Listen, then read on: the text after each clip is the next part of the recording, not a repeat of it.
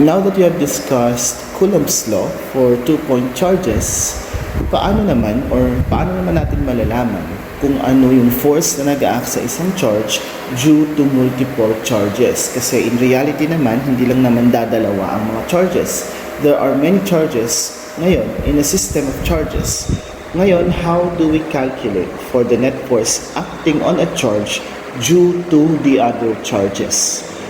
So, that's where the superposition principle comes into play. Now, the superposition principle states that each of the charge, let's say for example, we have four charges arranged here. Okay, let's say for example, we have here arranged in a square. Okay, and let's say these are all positive charges. Okay, let's say for example, these are all positive charges. So, what is the net force acting on each of this in one of these charges? Let's say for example q sub 1. Let's have this. Let's for example, I'd like to know ano yung charge na ano yung force na nag-act dito sa charge na ito, and how do we calculate that? So according to the superposition principle, lahat ng mga charges na ito, they act simultaneously. Okay, the forces between this charge and this charge, your q sub 1 and q sub 2, the force between q sub 1 and q sub 2, and the force between q sub 1 and q sub 3, and the force between q sub 1 and q sub 4 act simultaneously, and the resultant force is the vector sum of all these forces. So if we're going to draw an arrow or free body diagram, now these are all positive charges.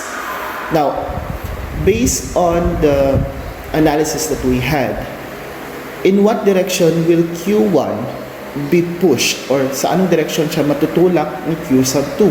Since they are both positive, they will repel each other. Therefore, ang direction ni Q sub 1 due to Q sub 2 will be to the left. Now, next one, after that, how about your Q sub 3? Your Q sub 3 is this one. The distance between them is this, okay, and this is their distance. In what direction will Q sub 1 be pushed, or saan mapupush ng force si Q sub 1 due to the force of repulsion from Q sub 3? It's diagonal, of course. It's in that direction, and that angle is 45 degrees since this is a square. Okay, and then this is the force due to Q sub 2. This is the force due to Q sub 2, or force between 1 and 2. This is the force between 1 and 3. And how about now your 1 and 4? They are both positive, therefore it will be pushed upward. Okay, upward. It will be pushed upward because it will be repelled. Okay, it will repel Q sub 4, therefore it will move upward. So this is the force between 1 and 4. Now, to get the vectors or the net force acting on Q sub 1, to get the net force acting on Q sub 1, we just get the sum, or the vector sum of that is your F net, or the net force, is equal to the force between 1 and 2, the electrostatic force between 1 and 2, plus the electrostatic force between 1 and 3, plus the electrostatic force between 1 and 4. And that is now the net force acting on Q sub 1 due to the other three charges. Now, if we're going to draw, or if we're going to use your head-to-tail method of adding vectors, we just add them. Okay, F sub 1, then we just add F sub 2, they are in the same direction, and then F sub 3, and this is now our resultant vector, and that is now the net force. Therefore, the net force is acting diagonally to the right and upward. Okay, so the net force is acting up and to the right. How about in Q sub 3? Of course, it will be repelled again, it will be repelled by the other, and it will be repelled by the other. Therefore, the net force is somewhere here. It's to the right and downward. Okay, down, right, and to the right. Sorry, the net force here is up and to the left. Sorry, I forgot. It's up and to the left. For here, in this one, the net force is downward and to the right. How about here? The net force here is, of course, it's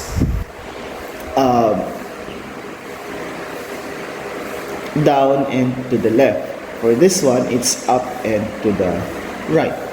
Now, what if we have positive, positive, or what if we have positive, positive, and negative, negative? Let's say they have the same magnitude and it's still a square. So, positive, positive, negative, negative. What is the direction of the net force on, let's call this here Q sub 1, Q sub 2, Q sub 3, and Q sub 4. Let's say, for example, we are concerned about the direction of the force on Q sub 1. Let's say the charges have the same magnitude. So kung ito ay 3 microcoulomb, ito ay positive 3 microcoulomb, ito ay negative 3, and ito ay negative 3 microcoulomb. So, what is the direction of the electrostatic force on Q sub 1? So, let's draw a free body diagram of Q sub 1. Now, due to Q sub 3, what is the direction of Q sub 1? Attractive. It will be attracted by Q sub 1, therefore, it will move toward Q sub 3. So, mag-move siya papunta kay Q sub 3. How about due to your Q sub 2? So, this is the force due to 1 and 3. How about your 1 and 2?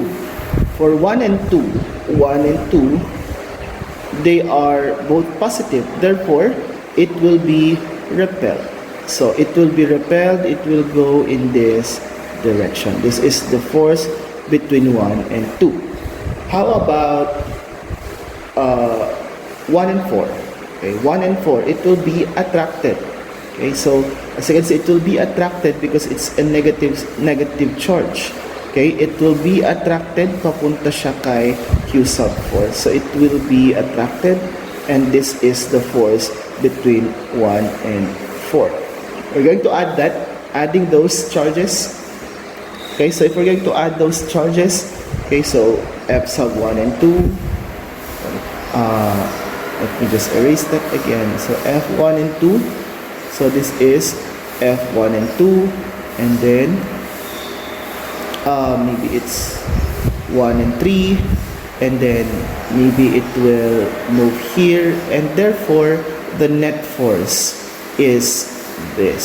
So anong direction ng net force? It's down and to the left, given that they have the same magnitudes. Okay, so ganun lang ang ating way of adding vectors using arrows. Now, how about if we have values? Let's try your first problem. Problem number 1. Okay, 3-point charges are arranged along a straight line. Q sub 1 is positive 6 microcoulomb. Q sub 2 is positive 6 microcoulomb. Okay, is located at a distance of 0.4 meters from Q sub 1, and Q sub 3 is equal to negative 6 microcoulomb, which is 0.8 meters away from Q sub 1. So, the distance between Q sub 1 and Q sub... Let's illustrate this. Okay, so this is your Q sub 1. Q sub 1. The distance between Q sub 1 and Q sub 2 is 0.4. So the distance between them is 0.400 meters. The other between Q sub 1 and Q sub 3. So the third charge is 0.8 meters away from Q sub 1. So the distance is 0.800. Now if this is 0.800, then this is 0.400 meters. Now this is Q sub 3. Now Q sub 1 and Q sub 2 are both positive. They have the same magnitude and the same sign. So this is positive 6 microcoulomb. This is also positive 6 microcoulomb, and the other is negative 6 microcoulomb. Now the question is, what is the net force on Q sub 2? So if we're going to do a free body diagram on our value, I forgot to tell you that we're going to remove the negative signs here. So, we will be disregarding the signs of your charges. So, we'll make them all positive. Okay? So, gagawin natin sa kanilang lahat, gagawin na natin silang positive, and then, ang gagawin na natin is, doon na tayo sa Cartesian plane mag-base ng kanilang sign. Just remember that these are positive charges, and this is a negative charge. Now, if this is a positive charge, and Q2 is a positive charge, so Q2 lang ang ating titingnan ngayon. Let's focus on Q sub 2. So, Q sub 1 and Q sub 2. What is the direction of Q sub 2 due to Q sub 1? So, they are both positive, therefore, magkakaroon ng repulsion. So, due to Q sub 1, Q sub 2 will tend to move to the right. How about your Q sub 3? So, this is the force due to Q sub 1 and Q sub 2. How about your Q sub 3? Your Q sub 3 is a negative charge and Q sub 2 is a positive charge, therefore there will be attraction. So Q sub 2 will be attracted by Q sub 3. So this is the force between 1 and 2 and 3. So this is now the force between 1 and 2 and the force between 2 and 3. So as you can see, we now have our analysis of the problem. So we have our free body diagram. They are both in the positive direction. So ang magiging final answer natin dito, the net force, F net, is equal to F1 and 2 plus F2 and 3. And they are both positive, therefore. And take note, they have the same magnitude. Tingnan natin, positive 6. 6 ang kanilang magnitude, 6 microcoulomb. And the distance of Q sub 2 to Q sub 1 is 0.4, as well as your Q sub 2 and Q sub 3 are 0.4. So, solving now, we have F net is equal to K times Q sub 1 times Q sub 2 over R1 and 2 squared plus K times Q sub 1, Q sub 2, times Q sub 3 over the distance between Q sub 2 and Q sub 3 squared. So, substituting that, we have F net, or the net force. Convert muna natin yung ating 6 microcoulomb. Now, 6 microcoulomb is 6 times 10 raised to 6, negative 6. So, that will be, factor out natin yung ating mga common factors. So, that will be K times Q sub 2 times Q sub 1 over R1 and 2 squared plus Q sub 3 over R1, R2 and 3 squared. And that is now our formula. So now solving that, F net is equal to 8.99 times 10 raised to 9 times Q sub 2, which is actually 6 microcoulomb. 6 times 10 raised to negative 6 times 6 times 10 raised to negative 6 divided by the distance between 1 and 2, which is 0.400 squared plus 6 times 10 raised to negative 6 divided by 0.400 squared. And if we're going to solve that, let's just have a detailed solving of this.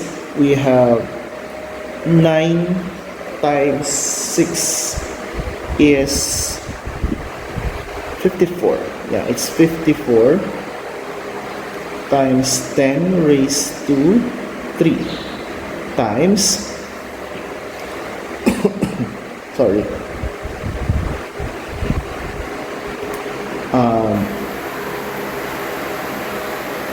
0.16. So 6 plus 6 is equal to 12 times 10 raised to negative 6 divided by 0.40 squared. That's 4 times 10 raised to negative 1. That's 16 times 10 raised to negative 2. Okay, so solving that, we have if we're going to solve that, we have, using our calculator now, 8.99 times 10 raised to 9 times the first charge, 6 times 10 raised to negative 6 times 12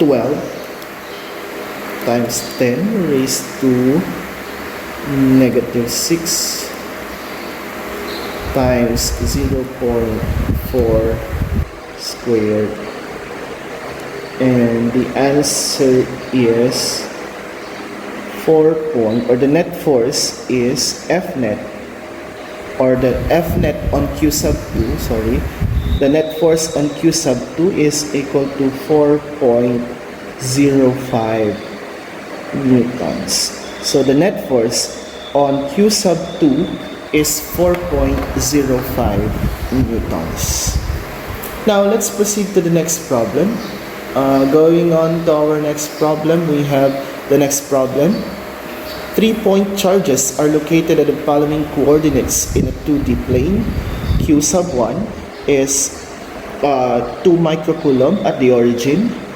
Q sub 2 is negative 3 microcoulomb at 0 and 0.5.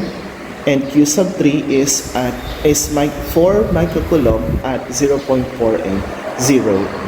Find the net force acting on Q sub 1. So if we're going to illustrate that Q sub 1 is at the origin, so this is Q sub 1. At the origin, it's 0 and 0. Q sub 2 is at, it's a positive charge. Q sub 2 is a negative charge at 0 and 0.5. Therefore, it's on the y-axis. So this is your Q sub 2. The distance, Q sub 2, the distance is 0.5 meters. And then your Q sub 3.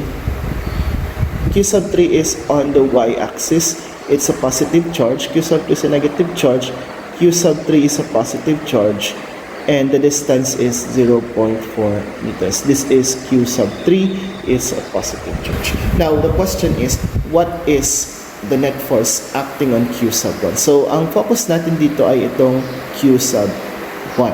Now, drawing our free body diagram of Q sub 1, or the particle Q sub 1. So, due to Q sub 2, due to Q sub 2, what is the motion of Q sub 1? Now, Q sub 2 is a negative charge, Q sub 1 is a positive charge, therefore there will be attraction. So, it will move toward your Q sub 2. So, it will be pulled by Q sub 2. So, this is the force between 1 and 2. How about the force between 1 and 3? Now, Q sub 1 is positive, Q sub 3 is a positive charge. Therefore, Q sub 1 will be repelled. Therefore, it will move away from Q sub 3.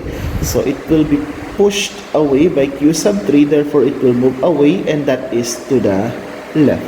So, this is the force due to 1 and 3. So, those are the forces. Okay, so let's just move this F1 and 2. Therefore, the net force is somewhere here. If we're going to add those two vectors, this is the net force on Q sub 1. So that's the net force on Q sub 1. Now let's try to solve for the net force on Q sub 1. So the net force on Q sub 1 is equal to the net force on 1 and 3 and plus the net force on 1 and 2.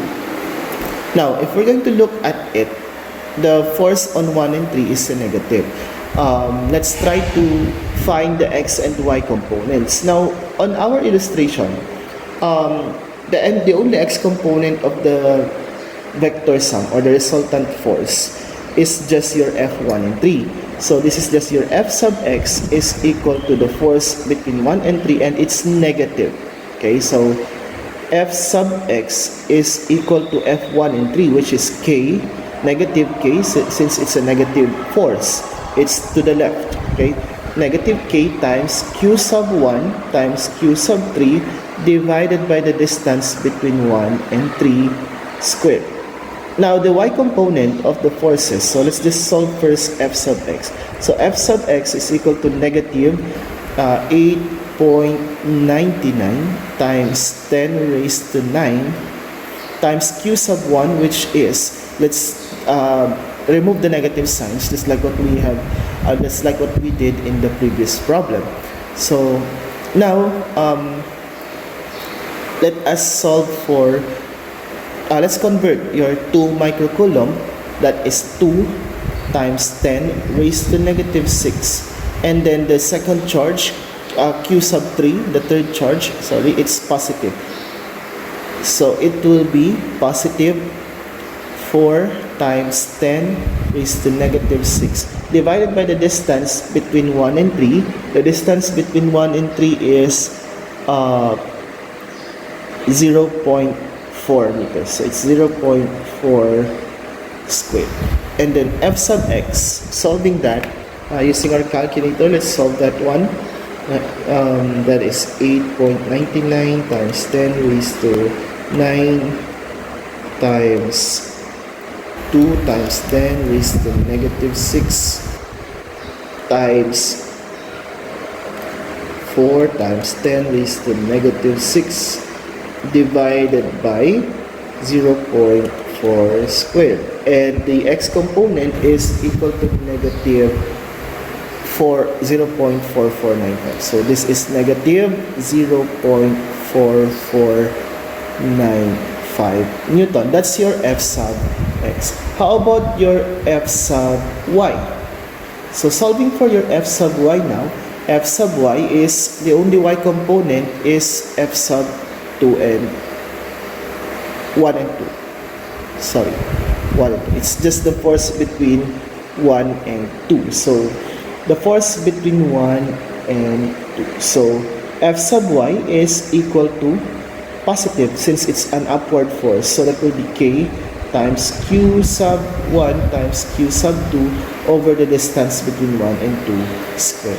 So that is f sub y is equal to 8.99 times 10 raised to 9 times q sub 1, that's 2 times 10 raised to negative 6 times your q sub 2, let's remove the negative sign, 3 times 10 raised to negative 6 divided by the distance between them, r1 and 2, it's 0.5 squared. Now, solving that using our calculator, that is 8.99 times 10 raised to 9 times 2 times 10 raised to negative 6 times 3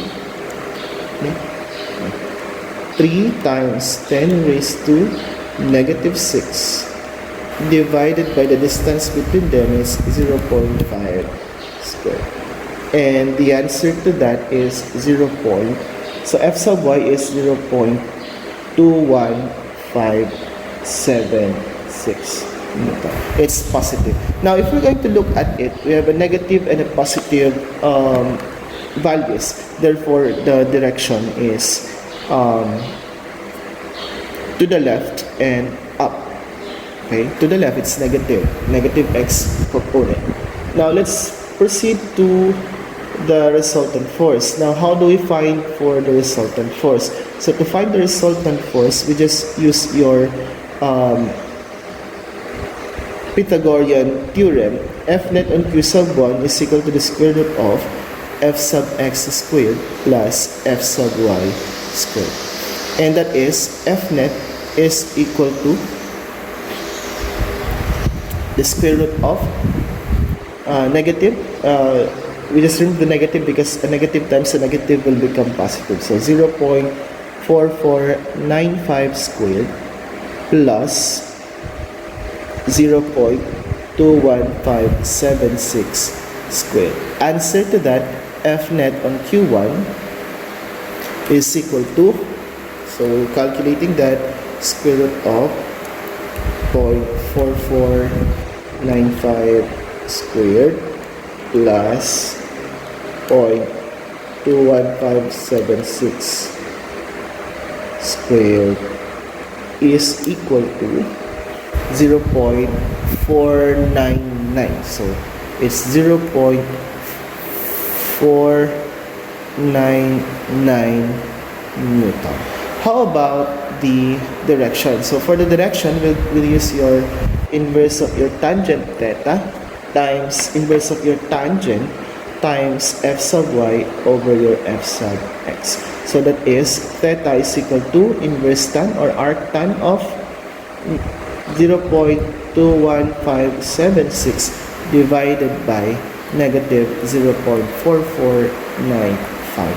So solving that, we have shift tan, that is in your calculator, times 0.21576 divided by negative 0.4495, and that is already equal to negative 25. So theta is equal to negative 25.64 or 25.6 degrees. Therefore, the final answer F net on Q1 is equal to, if we're going to use that, this is your negative 25.64 degrees or 25.6 degrees. Now, if we subtract that, 180 minus 25.6 is equal to 154.4 degrees. So it's 0.499 Newton,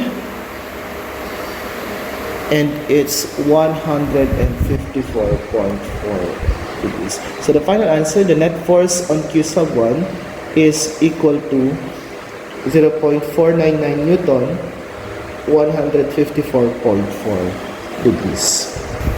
That is the answer to the next problem. How about the third and the last problem which we're going to solve? So let's try another. So let's have this.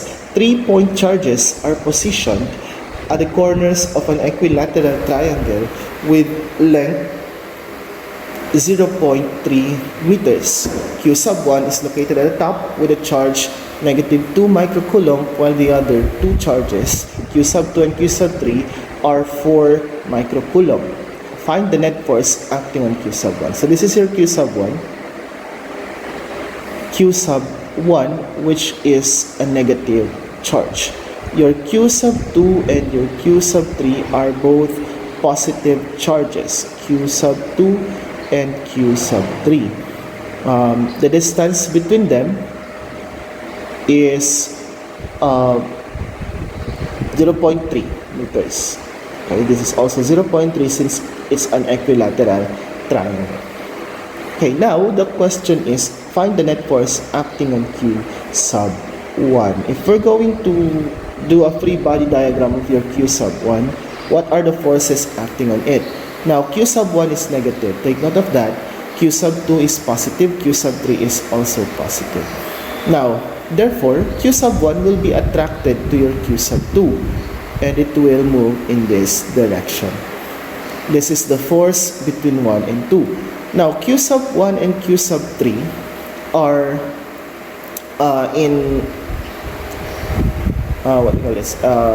Q sub 1 and Q sub 3 are opposite charges. Therefore, Q sub 1 will be attracted also by Q sub 3. Therefore, it will move in this direction. So, F1 and 3. Now, the net force of F1 and 2 plus F1 and 3 is now the net force acting on Q sub 1. Now, we have both X and Y components. Now, since they have the same distance, of course, we know they are in the same distance. So, they have the same distance and it's symmetrical. If we're going to look at the vectors, they are symmetrical. Okay, let's just assume these lines have the same length. F12 and F13 are having the same length and at the same time having the same angle. They are symmetrical. Now their x component, the x component of f sub 1 and 2 and the x component of f sub 1 and 3 have the same magnitude and in the opposite direction. Therefore, the net force in the x component is equal to 0. So we do not need to solve the x components of our forces. The next thing we do is to find your F sub y, and that is already the net force. The F sub y is already the net force acting on Q sub 1. So how are we going to solve for that now? So to solve for that, what we're going to do is we just have to get your x components. Now this is an equilateral triangle. Now if this is an equilateral triangle, this angle here is 60 degrees. All angles are equal to 60 degrees. Now, if we're going to make a line connecting the center and the base of the triangle, then this is 30 degrees and this is also 30 degrees. So 30 degrees and 30 degrees. Now we go to your f sub y. Your y component of f1 and 2 and y component of f1 and 3 are both downward, therefore they are both negative. So f sub y is equal to the y component of the force between 1 and 2 plus the y component of the force between 1 and 3. And how do we solve that? They are both negative. Okay, so and the angle is, this is not 30, it's actually 60 degrees. Okay, so we'll use your 60 degrees. We're not going to use your 30 degrees. We're going to use your 60 degrees. Okay, so solving that, we have f sub y. So f sub y, f1, 2, and y, 1 and 2y. f1 and 2y muna tayo mag-solve. f1 and 2y is equal to negative because it's downward. Negative k times q sub 1, q sub 2 over r1 and 2 squared. And that is, the direction is the sine of 60 degrees, or the sine of your angle theta. And what is our theta? It's 60 degrees. And then your f1 and 3y is equal to negative k q sub 1 q sub 3 over r1 and 3 squared sine of your angle theta, because they have the same angle, it's 60 degrees. Now, solving for this fy, f sub y, which is also the net force on q sub 1. So fy is equal to negative k times q sub 1 times the quantity of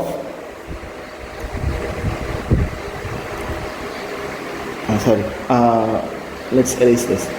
Okay, so negative q sub 2 over r1 and 2 squared sine of 60 degrees plus your negative q sub 3 over r1 and 3 squared sine of 60 degrees. And that is now our formula. So f sub y is equal to, actually we can also put sine 60 degrees to the other side of our, we can factor out sine 60 degrees. So this is 8.99 times 10 raised to 9 times q sub 1 is q sub 1 is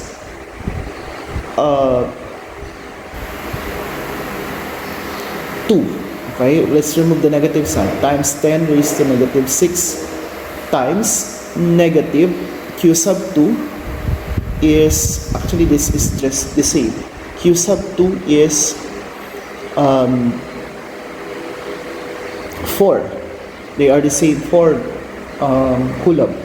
So 4 times 10 raised to negative 6 minus 4 times 10 raised to negative 6 divided by the distance between them is the length of the triangle, 0.3 squared. Therefore, we have f sub y is equal to 9 times 10 raised to 9 times 2 times 10 raised to negative 6 times negative 8 times 10 raised to negative 6 divided by, this is 3, negative 1, this is 9 times 10 raised to negative 2. Cancel natin ito. So we just have f sub y is equal to times 10 raised to negative 9 is actually equal to 2 times 10 raised to 3 times negative 8 times 10 raised to negative 6. And then we just multiply 2 times negative 8, it's negative 16 times 10 raised to negative 3. And the answer to that, this is, we just move this 3 times, so it's 0.016 newtons. So the net force is negative 0.016 newtons. So the direction is directly downward or directly downward, and the magnitude of that force is negative 0.016 newton. Let's just check that if we got a correct answer. So we have 8.99 times 10 raised to 9 times 2 times 10 raised to negative 6 times 2 times negative 4 times 10 raised to negative 6 divided by 0.3 squared, and the answer to that is it's it's negative 1.6 according to our let's just check this if we have a mistake, because the answer is 1.6 not 0.016. Let's try to recheck this one. So 4, so this is 4, sorry, we forgot to subtract this 10 over negative 2. So yeah, we forgot about this one. So this is 2 times 10 raised to 3, and this is times negative 8 times 10 raised to negative 4. That's it. And then we have 2 times negative 8 is negative 16 times 10 raised to negative 1. The answer is f sub y is equal to negative 1.6 newton, 1.60 newton. So this is our final answer. It's negative 1.60 newtons. So that is how we solve, or that is how we apply the superposition principle in getting the resultant force acting on a charge due to multiple charges. So I hope you learned something about Coulomb's law and the superposition principle today, and I'll see you on our next lesson.